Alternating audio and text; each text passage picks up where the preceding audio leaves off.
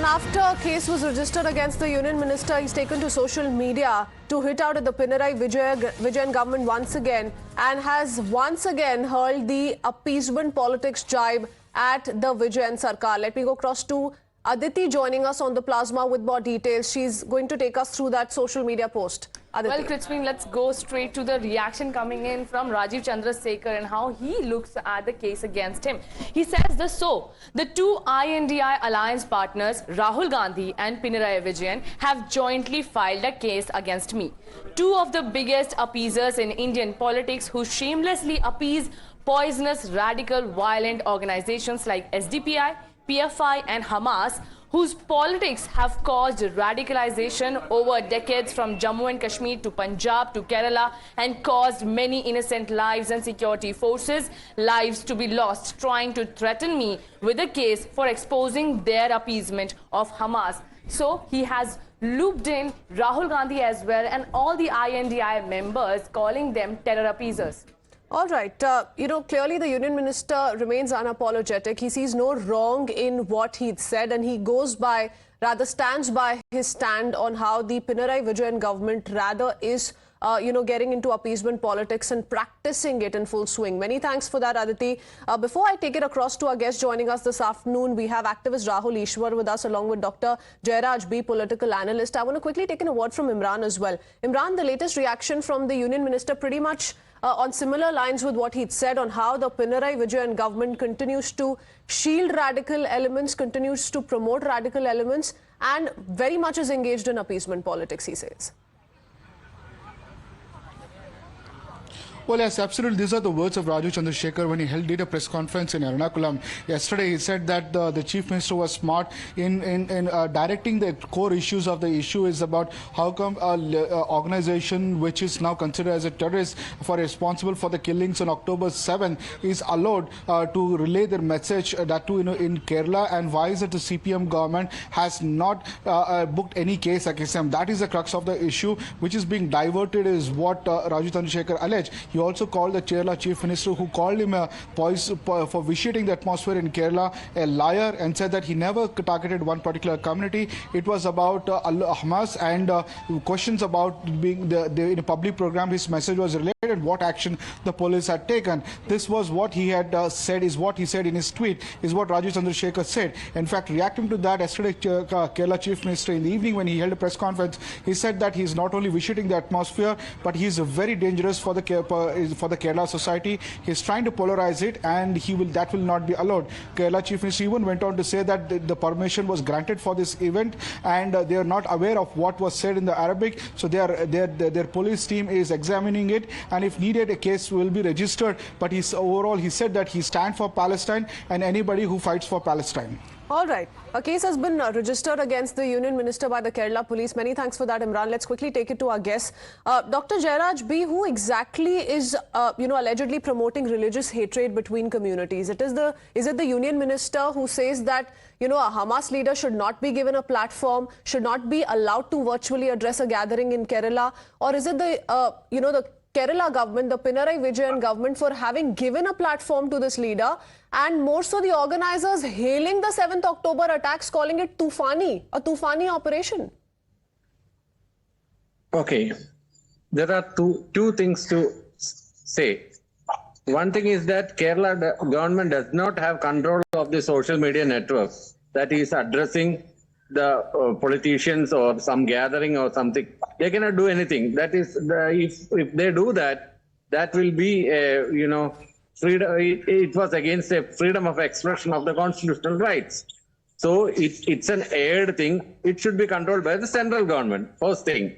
And the second thing is that yesterday that remarks by Rajeev Chandrasekhar doesn't belong to this state of Kerala. He is posted in Bengaluru and he is working from there, and he owns a channel over here. That doesn't mean that he owns the Kerala people and the Kerala politics. Kerala politics is a secular politics and the secularism of this country. Sir, does secularism or secular politics allow you to give a platform to a Hamas terrorist, sir? A Hamas leader who's talking about the Hamas cause. He's not talking about the Palestinian cause, and that's why we're drawing that line time and again. Dr. Jairaj B. Why don't you call that man as a terrorist? Why don't you call that man as a terrorist who did the bomb blast in Kerala yesterday? Yes. That is my question. Who is denying that? Rahul Ishwar. See, it is very surprising, Mr. Sri Jairaj. Sri Jairaj, two submissions. First of all, Dominic Martin is no saint. He has also committed a terror attack. Any person using force, terror, bomb to prove a point is a person who is a terrorist and a terror accused. Second, Sri Rajeev Chandrasekhar ji, just like anyone, pointed out that, in Kerala, these kind of radical things are happening. And he is a union minister. And unfortunately, Kerala police are under the CPM government is very confrontational. And they have filed a 153A. No, that is not true. Do you seriously the true thing is that they are taking the reaping the sir, I heard you. Please hear me too. Please hear me. So just for posturing reasons, just for political reasons, just to play to gallery. Dr. Jairaj, we'll come back to you. Sir, I began with you. Please let him have his say. I'll come back to you. Correct. Exactly. Please be patient. So he is a responsible, or Rajeev Chandrasekhar ji is a responsible union minister. Do you think police is serious about arresting him? What will be the repercussions? And 153A is being slapped on him, a senior union minister of the highest stature of international education and global stature. If you want to deal with him, deal with politically, argue, counter-argue politically, debate with him. But using police and legal harassment is unbecoming of a state government. They are playing to gallery, they are trying to appease, they are trying to raise a bogey that we have even filed a case against a central minister. This is shameful, condemnable, and these things should be avoided. Okay, Rahul Ishwar, but the next question to you. Do you think the union minister jumped the gun, or several in the BJP jumped the gun by even bringing in what happened a few days ago while this Hamas leader was given a stage, virtually was addressing a gathering on social media, and why it was being spoken of or referred to when this blast took place? Do you think that was problematic to begin with? Jairaj sir, please listen first. Please listen first.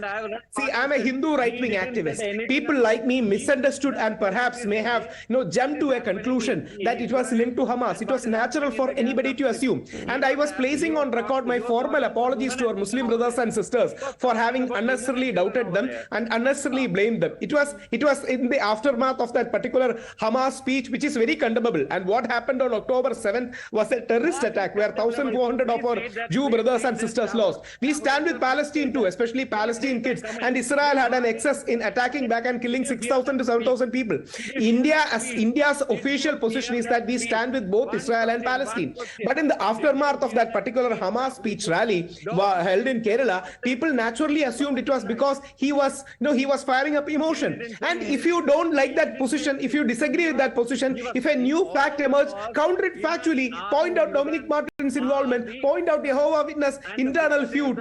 Is 153A the right way to deal with it? See, that's the reason why Kerala government wants to play to the gallery. They want to say that we have even filed a case against a central minister. This is unbecoming posturing of a state government. This is not right. This is very badly confrontational. You know what's also problematic? While the CPM may feel that what the union mantri said and the timing of it was extremely problematic, what's also problematic is what the organizers of this particular gathering said while saying that we won on the 7th of October. Imagine having killed 1,400 plus people, having held certain Israelis hostage in Gaza Strip who are also dying as we speak. Imagine somebody coming out and celebrating, the barbaric attacks that were carried out on the 7th of October. Before I take it across to Mr. Jairaj once again, I want to play out a reaction coming in from the BJP. K. Surendran has also reacted to the latest. Let's listen. BJP State President K. Surendran, let us hear his views on the fact that Rajeev Chandrasekhar a case has been filed against Rajeev Chandrasekhar for allegedly trying to spread communal hatred in the state. I strongly condemn the ulterior move by Mr. Pinarayi Vijayan to take case against Central Minister Mr. Rajeev Chandrasekhar ji. This is the double standards and hypocrisy of the state government. This move only helped to make the radical forces happy. I am wondering why the state government is not taking any case against those who conducted a rally and participated Hamas leader in Malappuram. No case against him. Rajeev Chandrasekhar ji only questioned this stand. Speaking against Hamas, they are taking case. But conducting rallies with Hamas leaders, no case in Kerala. Vote bank politics is behind this. The state government is trying to mobilize the ulterior forces, the radical forces before the election. This is only for vote bank politics. We strongly condemn, legally and politically we fully fight against it.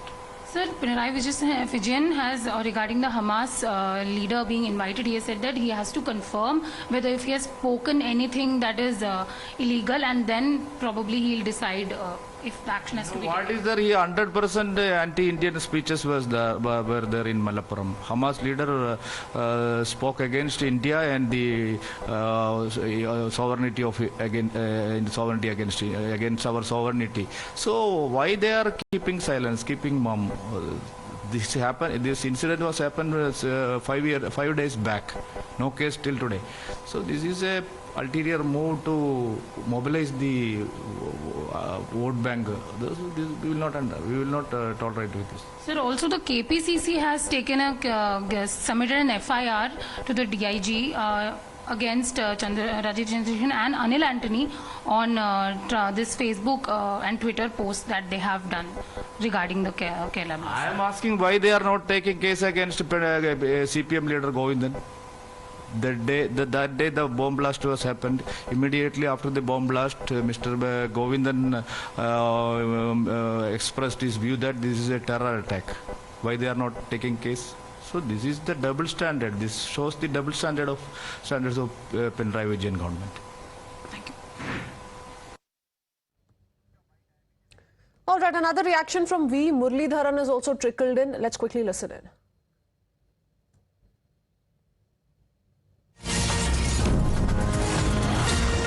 The agencies of the Government of India are already on the job of investigation into the bomb blast that happened in a prayer meeting the other day in Cochin in Kerala. I don't want to say anything more on the progress of the investigation. I am sure that in the course of time, we will get to know the persons or the issues that has to be brought to the public notice about that. But what I would like to say is that this issue of this bomb blast is being utilized by the state government to raise allegations against BJP and in particular against Sri Rajeev Chandrasekhar. The Chief Minister yesterday and day before yesterday, he met the media, but he didn't say anything about the dangerous situation where an individual can make IEDs, plant it in places where people get crowded. They can go and plant it in multiple centers, get it blasted, and can get away. This is a very dangerous situation. That the Kerala has become such a vulnerable place where an individual can go and indulge in such terrorist acts. It is a failure of the intelligence mechanism. It's a failure of the law and order mechanism. It's a failure of the state police and the Home Ministry of the state. And so what are the steps being undertaken by the state government to allay the fears of the common man? That is.